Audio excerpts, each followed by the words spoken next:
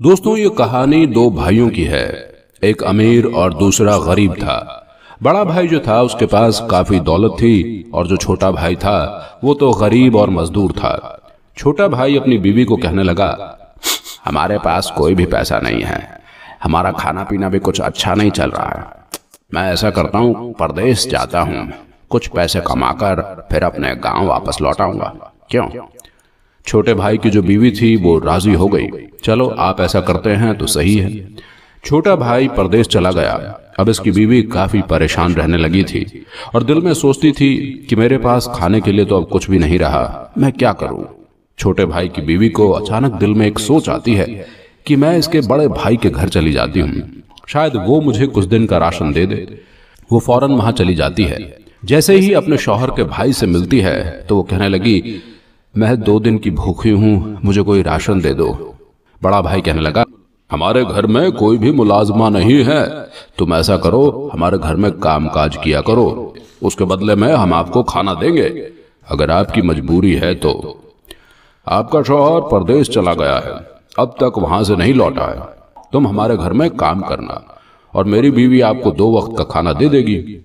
बड़े भाई की जो बीवी थी वो तो इस नेक औरत पर काफी जुल्म करती थी। वो खाना खाकर इन लोगों को जो बच जाता था वो छोटे भाई की बीवी को दे देती थी।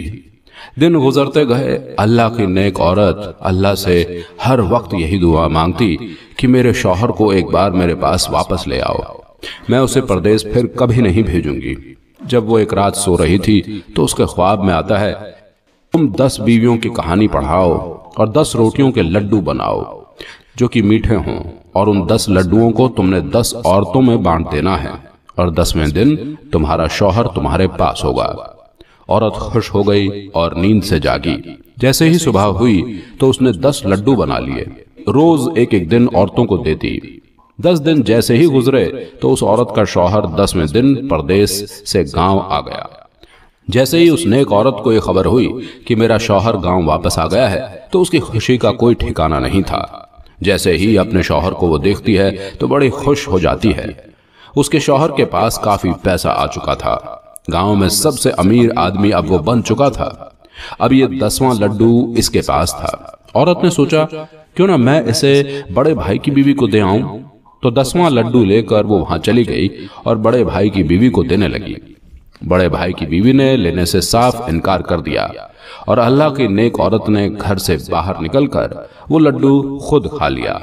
जैसे ही एक दिन गुजरा तो बड़े भाई की बीवी के 2 बच्चे मर गए और उनके पास जो दौलत थी वो सारी दौलत उनके घर में चोरों ने आकर लूट ली। उनका इतना पैसा अचानक किसने लूट लिया। वो कहने लगे, और हमारी औलाद भी मर चुकी है। अब वो दोनों लोग भूखे थे और उनके पास खाने पीने को कुछ भी नहीं था। दोनों ने सोचा, अब इस गांव से बाहर चलते हैं। बड़े भाई ने कहा, मेरी एक बहन भी है और मेरे बहनोई, और मुझे वो कभी भी मना नहीं करेगा, वो अपने घर में रखेगा और हमें 2 वक्त का खाना भी देगा। वो दोनों सफर के लिए चले गए। रास्ते में इसकी बीवी को काफी भूख लगी और शौहर ने एक गन्ना तोड़कर ला दिया। जैसे ही ये गन्ने को खाने लगती है तो वो गन्ना सांप में तब्दील हो जाता है।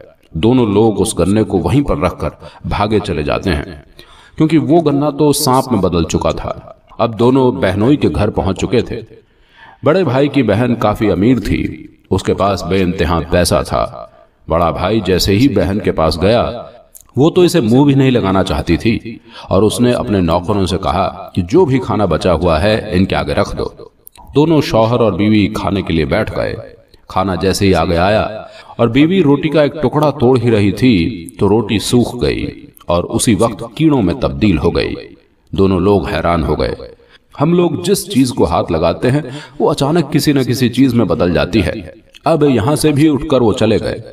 अब जो शौहर था वो अपनी बीवी से कहने लगा, एक बादशाह मेरा दोस्त है, उसके घर चलते हैं। जैसे ही वो बादशाह के घर गए तो बादशाह को सलाम दुआ करने के बाद दोस्त कहने लगा, मुझे खाना चाहिए, मैं बहुत दिन का भूखा हूं।